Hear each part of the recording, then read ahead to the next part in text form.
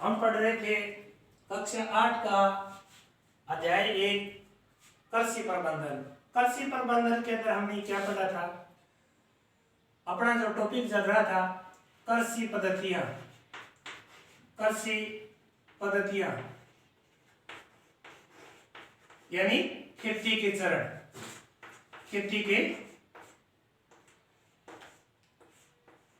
चरण, खेती के चरण। खेती के चरण के अंदर हमने पढ़ा था सबसे पहले मिट्टी तैयार करना, यानी मिट्टी तैयार करना, हल चला करके मिट्टी तैयार करना।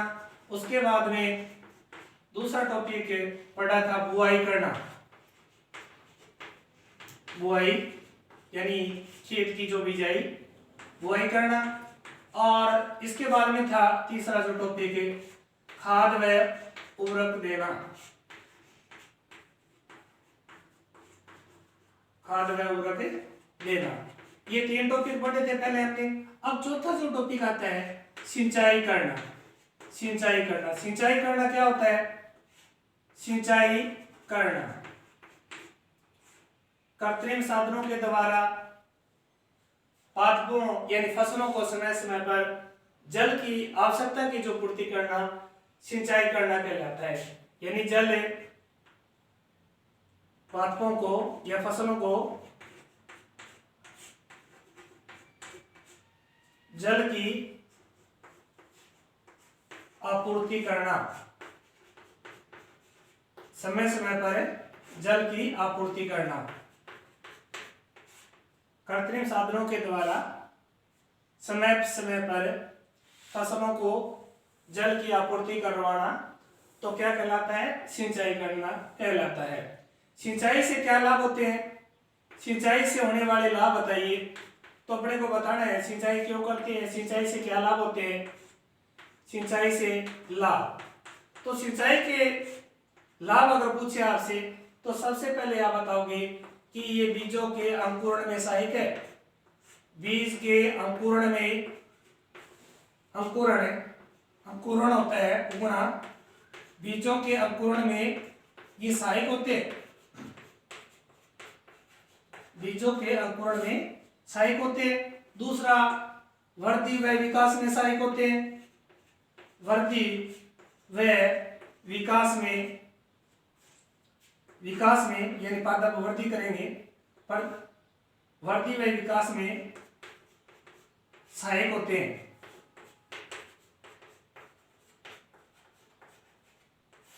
वृद्धि व विकास में सहायक होते हैं। एक आप बताओगे कि खनिज लवण जो पोषक जो तत्व जो होते हैं उनका परिवहन भी जल के द्वारा किया जाता है। खनिज लवणों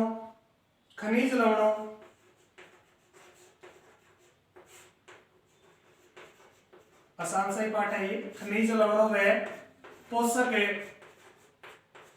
तत्वों का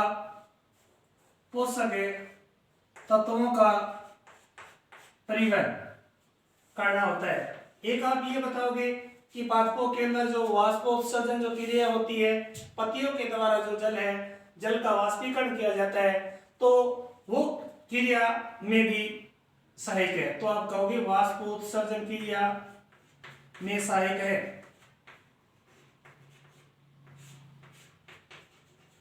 ये अपने को 4 बताने हैं सिंचाई से होने वाले जो लाभ है। इसके बाद भी अगर आपसे ये भी पूछ लिया जाता है कि सिंचाई के स्रोत बताइए, तो सिंचाई के कौन कौन से स्रोत होते हैं? सिंचाई के स्रोत पूछे, सिंचाई के स्रोत होते हैं जैसे मान लो नदी है, नहरें हैं,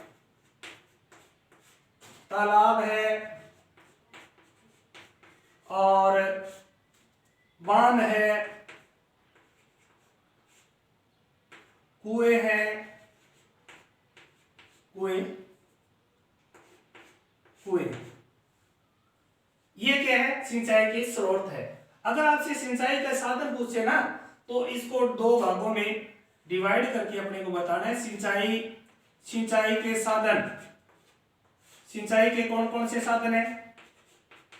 सिंचाई के साधन के अंदर अपने को एक तो था पहले पारंपरिक साधन, पारंपरिक साधन यानी पुराने समय में सिंचाई कौन से किसके द्वारा की जाती थी? पारंपरिक साधन कौन से साधन थे उस समय? तो एक थे पारंपरिक, उसको कहते हैं पारंपरिक साधन। एक वर्तमान के अंदर जो सिंचाई की जा रही है आधुनिक साधन, आधुनिक साधन और पारंपरिक साधन। आधुनिक साधन के अंदर अपने को बताना है जैसे रहट और ढेकली, चड़स और मोट, ये पारंपरिक साधन है। पूछा जाता है कई बार सिंचाई के साधन, तो अपने को दो भागों पारंपरिक साधन और आधुनिक साधन दोनों को बताना है। और उसमें कौन कौन से साधन आते हैं? रहट ये पशुओं के द्वारा चलता था, बैलों के द्वारा, और जो कुआं जो तालाब जो होता है उसके अंदर जो पानी है वो किस तरह से चैन के माध्यम से जो डब्बे हैं वो जुड़े होते थे और पानी है वो बाहर निकलता था। और ढेकली इसी तरह से ढेकली होती है कि जिस तरह से जो तालाब होता है, कुआं होता है, और उसके अंदर इस तरह का जो सिस्टम बना देते हैं, यहाँ से इसको दबाते हैं तो ये जो पानी है वो बाहर निकल जाता है। तो इसमें क्या होता है कि ज्यादा समय लगता है, ज्यादा समय और कि कम जल की आपूर्ति होती है, इसलिए ये जो साधन है वो अब नहीं है। आधुनिक साधन के अंदर अब ये चल रहे हैं जैसे नलकूप है, डीजल पंप है,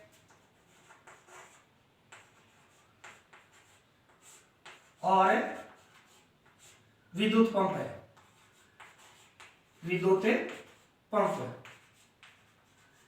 ये वर्तमान में चल रहे हैं। नलकूप है, डीजल पंप है और विद्युत पंप है। इसके बाद में बात करेंगे हमें सिंचाई की आधुनिक विधियां। सिंचाई की आधुनिक विधियां अब वर्तमान में कौन सी जो प्रक्रिया चल रही है, किस तरह से पादपों को जल की आपूर्ति होती है, तो इसके अंदर जल की आधुनिक विधियां,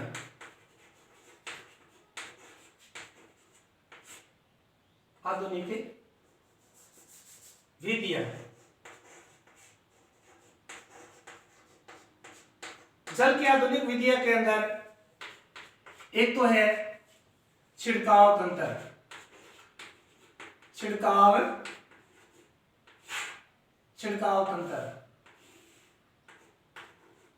और दूसरा है ये फुहारा सिस्टम बोलते हैं ना अपने छिड़काव तंत्र, वो है छिड़काव तंत्र। और दूसरा होता है ड्रिप तंत्र,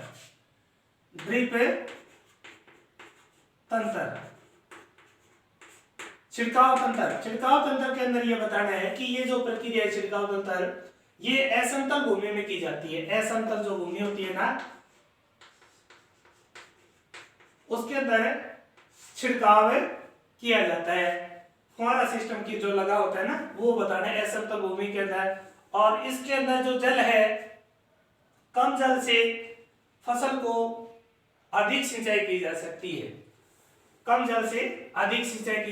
है, और असमतल भूमि के अंदर है पानी की इसके अंदर क्या होती है, बचत होती है। जहां पर पानी की कमी होती है ना, तो वहां पर छिड़काव तंत्र वाला सिस्टम है वो अच्छा रहता है। और ड्रिप तंत्र उससे भी ज्यादा बेहतर है। ये समतल भूमि के अंदर जो समतल जो भूमि होती है ना, वहां पे ड्रिप तंत्र वाला सिस्टम होता है। इसको बोलते हैं बूंद बूंद सिंचाई। बूंद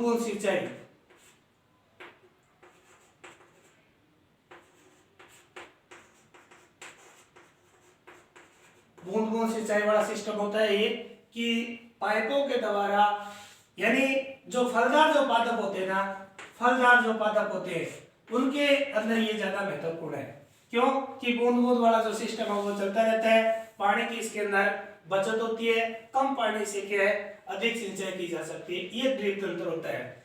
अब बात करते हैं, अगला जो टॉपिक आता है फसल की सुरक्षा करना। देखो पांचवा जो टॉपिक आता है 4 नंबर हमने सिंचाई करना पड़ा था। अब फसलों की सुरक्षा। देखो फसलों की सुरक्षा भी जरूरी है। फसलों की सुरक्षा नहीं करोगे तो घर पे उत्पादन है, अनाज है, वो नहीं ला पाओगे आप। तो फसल की सुरक्षा, फसल की सुरक्षा किस प्रकार से करते हैं? जैसे मान लो एक सबसे बड़ी समस्या होती है खरपतवार की। खरपतवार क्या होता है कि पादपों के साथ में जो अनचाहे जो पादप उगाते हैं ना, उनको खरपतवार बोलते हैं। खरपतवार क्या होता है कि पादपों के साथ में जो हम फसल लगाते हैं उनके साथ में खरपतवार उगाते हैं। जैसे अपने क्या बोलते हैं, डुंची है, प्याजी है, इस तरह के खरपतवार जो होते हैं उनको हटाना जरूरी होता है। नहीं तो ये क्या करते हैं, पोषक पदार्थ है, खनिज लवण है, पानी है, ये हम डालते हैं ना, तो वो क्या कर लेते हैं, ये अवशोषित कर लेते हैं। तो खरपतवार। अब खरपतवार को आप किस तरह से हटाओगे? देखो एक तो निराई गुड़ाई करके हटा सकते हो आप, निराई गुड़ाई के द्वारा हटा सकते हैं। और एक दूसरा तरीका, कुछ खरपतवार नाशी होते हैं, दवाइयां जो होती है जैसे 2,4-DA,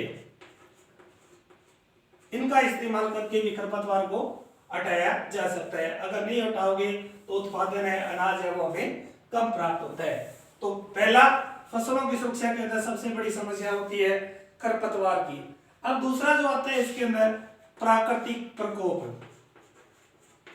प्राकृतिक प्रकोप के अंदर अपने जैसे सूखा है, अकाल पड़ जाता है, पानी की कमी होती है, या आग लग जाती है, या सर्दी के मौसम में भी फसल है वो झुलस जाती है, या बाढ़ आ जाती है, जिससे क्या है फसलों को भारी नुकसान हो जाता है। तो पानी भर जाता है तो पानी से भी पौधे हैं वो मुरझा जाते हैं, नष्ट हो जाते हैं, आग लगने से वो क्या है जल जाते हैं। तो इनकी सुरक्षा करना भी जरूरी होता है। अब अगला जो टॉपिक है इसी के अंदर तीसरा कुछ जीवाणु है, वह वायरस है। जीवाणु और वायरस के द्वारा फसलों को नुकसान होता है, ये बीमारियां लग जाती है, पौधे के जो फल है, पत्तियां है, तने हैं, उनको क्या करते हैं, ये नुकसान पहुंचाते हैं। जिससे क्या होता है कि फसल है, उत्पादन है, हमें बहुत कम प्राप्त होता है। तो कुछ दवाइयों का, इन जीवाणु वायरस को नष्ट करने के लिए हम क्या करते हैं, कुछ दवाइयों का इस्तेमाल करते हैं और उनको डाल करके पादपों को सुरक्षित रख सकते हैं। अगली समस्या एक और आती है जानवरों की। देखो कुछ पालतू जानवर है या फिर जंगल में घूमने वाले जो जानवर जो होते हैं वो भी क्या करते हैं, फसलों को बहुत ज्यादा नुकसान पहुंचाते हैं। तो उनको रोक करके भी हम इन जानवरों को भगा करके, डरा करके फसलों की सुरक्षा कर सकते हैं। तो ये था फसलों की सुरक्षा। ये अपने को 4 टॉपिक बताने हैं इसके अंतर्गत कि प्राकृतिक प्रकोप से क्या नुकसान होता है, आग लग जाती है तो उसका हम निपटान किस तरह से करेंगे, सर्दी वाला जो सिस्टम होता है तो निपटान किस तरह से करेंगे, बाढ़ का पानी भर गया है तो उसको निकालेंगे, जीवाणु और वायरस है तो इनकी भी सुरक्षा जरूरी होती है, जानवरों का भी रोकना जरूरी होता है। तो ये फसलों की सुरक्षा जरूरी है। अब अगला जो टॉपिक है फसल काटना, नंबर 6, फसल काटना। नंबर 6 टॉपिक है फसल काटना। देखो सारे काम कर रहे हैं हम, धीरे धीरे आगे बढ़ रहे हैं। अब फसल है पककर तैयार हो जाती है तब फसल को काटते हैं। फसल है को काटना। काटेंगे कब? जब फसल पककर तैयार हो जाती है तब हम फसल को काटेंगे। फसल पककर यानी उसके अंदर जो फसल पककर तैयार हो गई उसको काटेंगे, उसी को फसल काटना बोलते हैं, फसल काटना। अब पहले क्या सिस्टम था, दरांती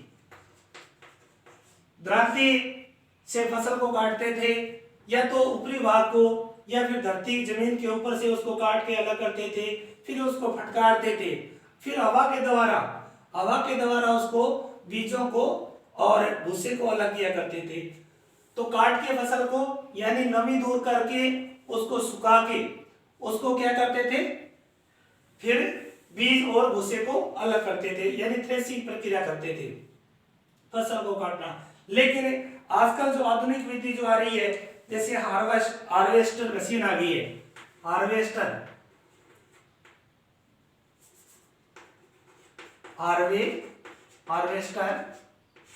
मशीन है, इनके द्वारा फसलों की कटाई की जाती है और कटाई करके हार्वेस्टर मशीन से कटाई करते हैं और फसल को जब पककर तैयार हो जाती है तो अपने पारंपरिक तरीका था दरांती से काटते थे।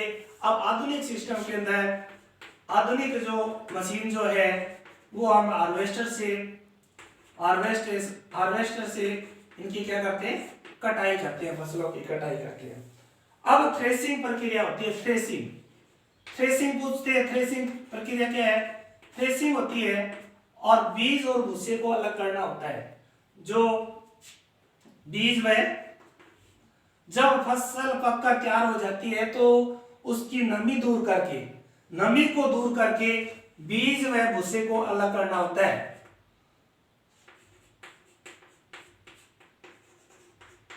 अलग करना, ये प्रक्रिया क्या कहलाती है?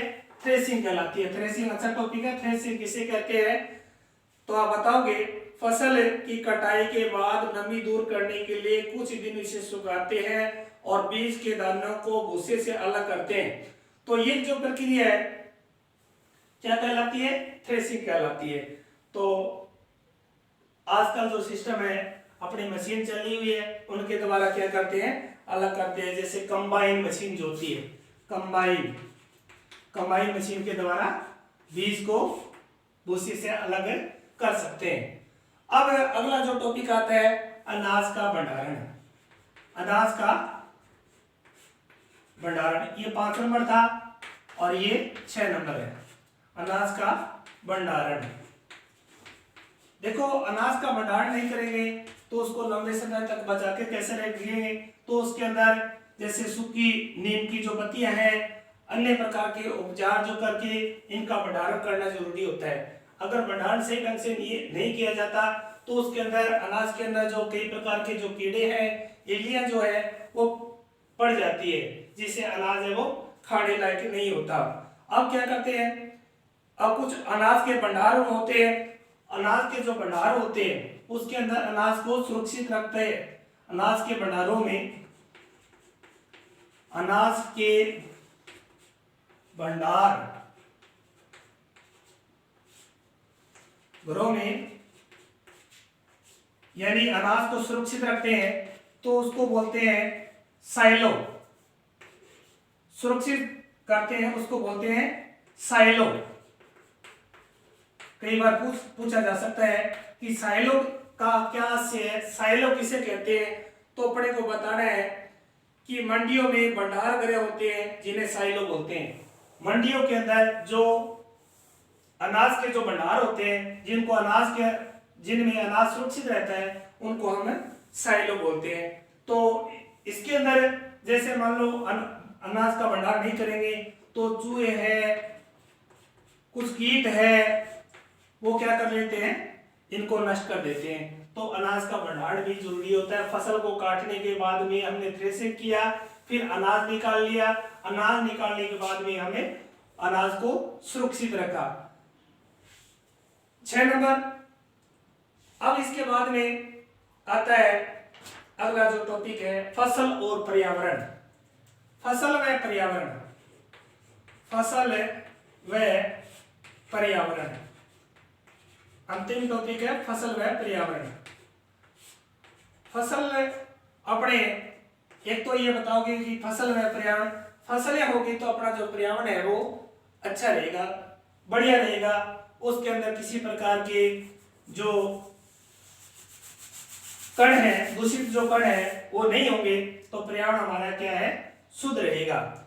और आसपास से एक तो पर्यावरण वायु है वो शुद्ध रहेगी, वायु है वो शुद्ध रहेगी, और एक बताओगे यहाँ पे कि तापमान है वो भी कम रहेगा। अगर फसलें होंगी, फसलें हमें पर्यावरण को किस प्रकार से प्रभावित करती है, तो अपने को बताना है कि वायु है ऑक्सीजन की जो मात्रा है बढ़ जाएगी, तापमान की भी कमी होगी, और कार्बन डाइऑक्साइड की जो मात्रा है उसको भी वो कम करने में, अगर वायुमंडल के अंदर ऑक्सीजन की मात्रा होगी तो CO2 की मात्रा अपने आप में कम हो जाएगी, यानी O2 और CO2 का जो है वो सही उसका मानक है वो बना के रखेगी। अब ध्वनि प्रदूषण भी कम करती है। एक आप ये भी बताओगे कि ध्वनि प्रदूषण,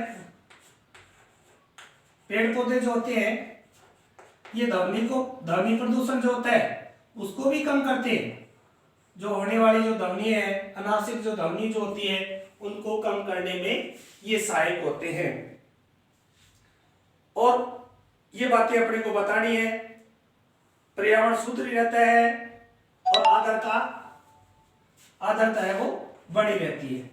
आर्द्रता, वायु के अंदर नमी की मात्रा जो होती है ना वो आर्द्रता कहलाती है, आर्द्रता बढ़ती है। तो अपना टॉपिक था फसल व पर्यावरण। तो आप बताओगे कि किस प्रकार से प्रभावित करती है। तो वायु शुद्ध रहती है और तापमान इसका कम रहता है। O2 और CO2 का जो परिवहन है यानी उसकी जो मात्रा है वो नियंत्रित करती है। ध्वनि जो प्रदूषण जो अधिक होता है उसको भी कम करने में सहायक होती है, और जो आर्द्रता बढ़ाने में ये सहायक होता है। तो ये था पहला पार्ट है, और अपने को ये चरण बताए थे, आप अच्छी तरह से इसको याद करोगे। ओके।